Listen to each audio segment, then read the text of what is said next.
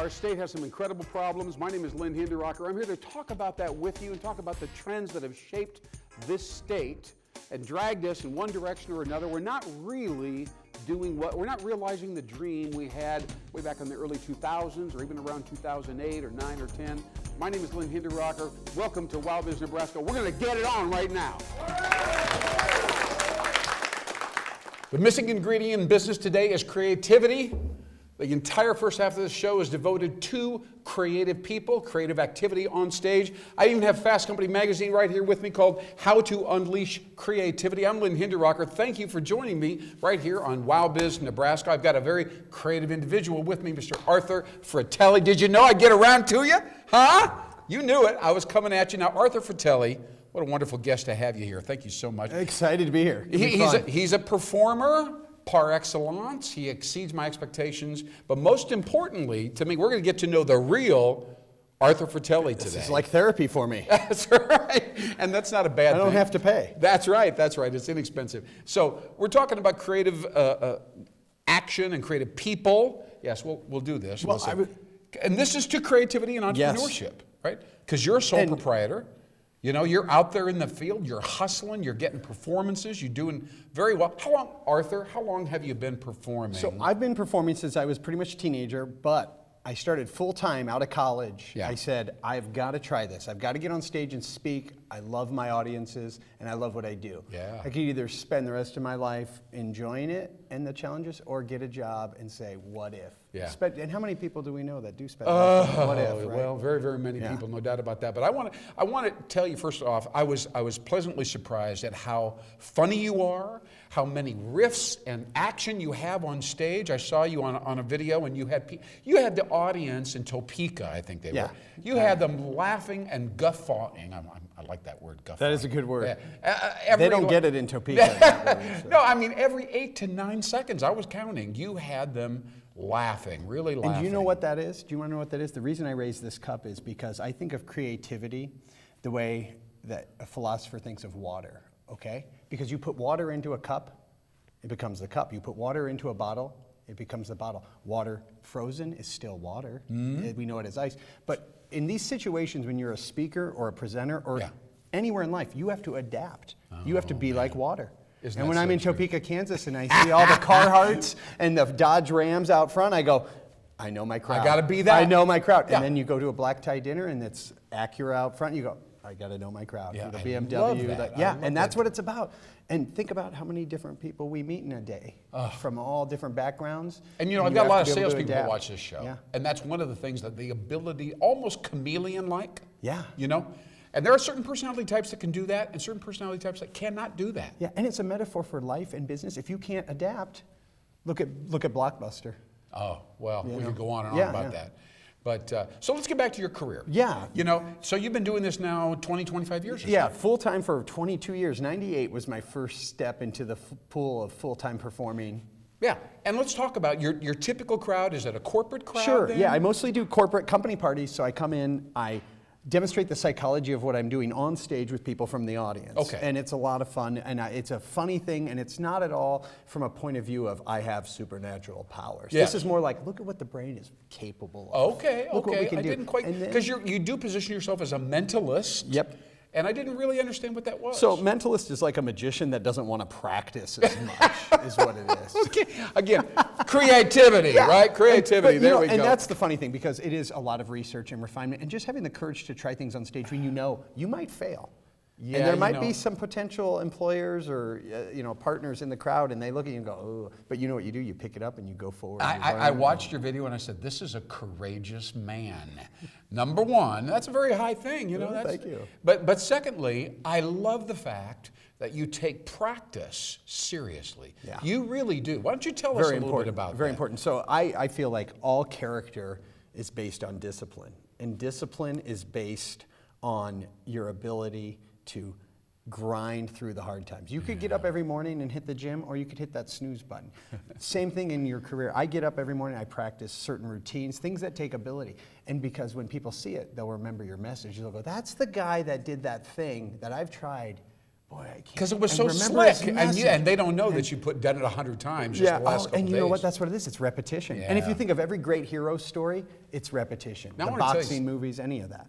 You know, when I was a kid, there's this phrase that Robert Greene uses when he talks about primal inclination. Okay. All right. So there was a moment in my life. Now, when I was 5 years old, it was a little kindergarten in a rural community, and all the mothers were invited in. It was like an open house, and all the little 5-year-olds were paraded out individually in front of all the mommies. Sure. And they had to do or say something. Right. And I was given the opportunity, the privilege, to recite "Mary Had a Little Lamb." Oh. And I recited it with such vigor and such eloquence, and I was over-expressive. I'm sure you can imagine how that went. And it was so hilarious. The mothers were like falling on the ground, and my mother was like this. She was embarrassed. And I looked around and I said, I want to do, this is it for me. This is it. We all have a story like that. I know. Because I have the same story. You know, yeah, I'm sure you do, and that's why I had to share it with you. But there are people that I say, what was your primal inclination? And they can't recall any moment when there was an intuitive urge. Yeah. You know, it's kind of interesting. I love it. That's a great story.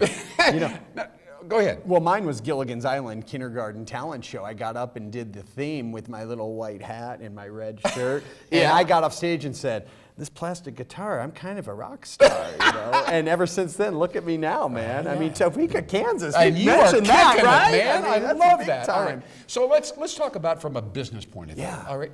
How do you get the gigs? What do you do on the web? I mean, how do you get all this action, man? So in the last 2 decades, it went from me taking out ads in the yellow pages as Amazing Arthur. It would pop up under entertainment, family first, people would call me, to now it's you got to be on social media. You got to be on third-party websites that represent other speakers. You have to be, it's a whole variety of things, and you have to kind of stay in front of people. Now, Google My Business is huge, and Google wants, if you're using that, Google's like, I am. Google My Local, it's the local oh, thing. Yeah, Yeah, no, Google I'm on that with my company. That is a big deal right now, so I've been doing that, but I got to tell you, there's nothing better, and you know this, referrals, word of mouth. You want someone to go, had this guy, you got to see him.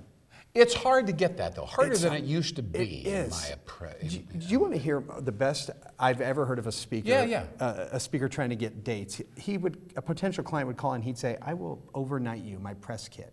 And they'd overnight, FedEx. The client would open it, and it would be a cover letter of copied papers about this tall. And the first letter was just a cover letter saying, "Here's my press kit," and each page was a recommendation from a company, Union Pacific, testimonial. 3M, and that's all. No photos of him, no descriptions of his show. Really? Just look at my authority. If they can trust me, you can trust me. Nice. What a great way to establish, say, I don't need to show you my photos. I don't need to show you my videos. Here's the proof. You know, that's very interesting. So now, if all those testimonials had appeared on a website, would that not be nearly as impactful? It is, but when you're sitting at a committee meeting, because they meet in person to decide what they're going to do, they're spending a lot of money.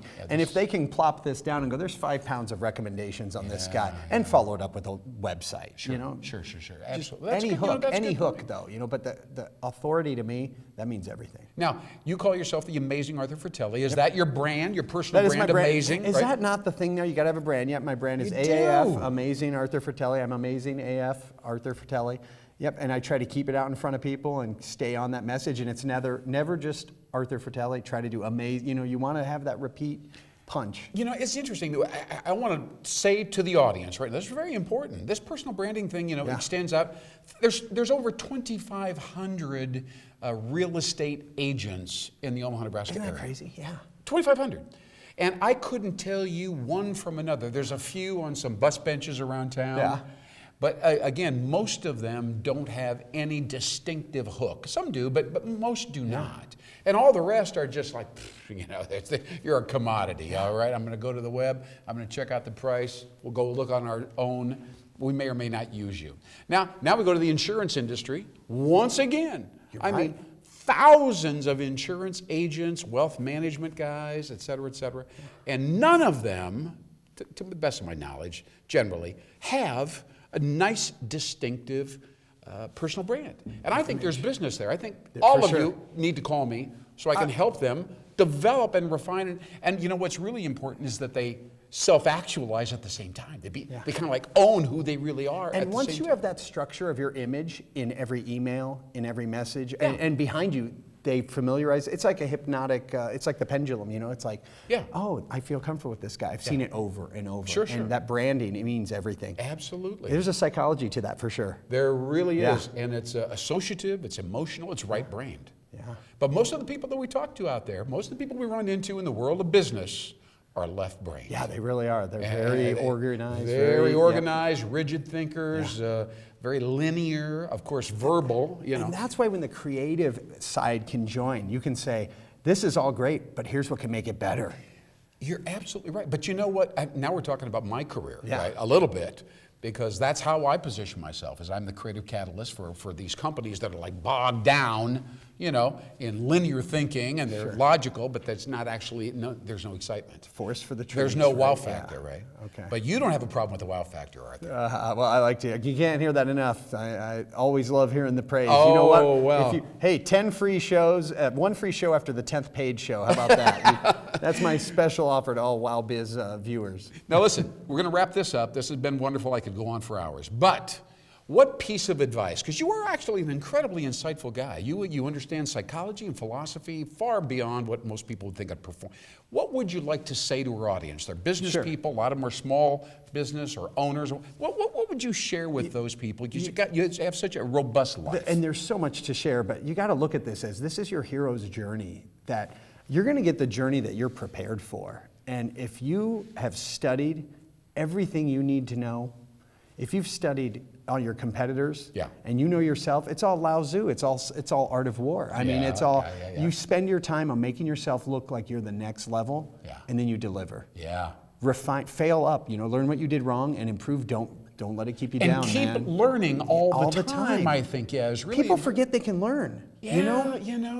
People look at social media, overwhelmed. You're surrounded by wisdom on this web. Yes. I mean, There's no reason not to be able to find an answer nowadays. 30 years ago, you don't know the answers. But now, I like there's more than you can find someone who knows. Yes, you can always find someone who knows and pay them well because they spent time and energy, and you don't have time to do that.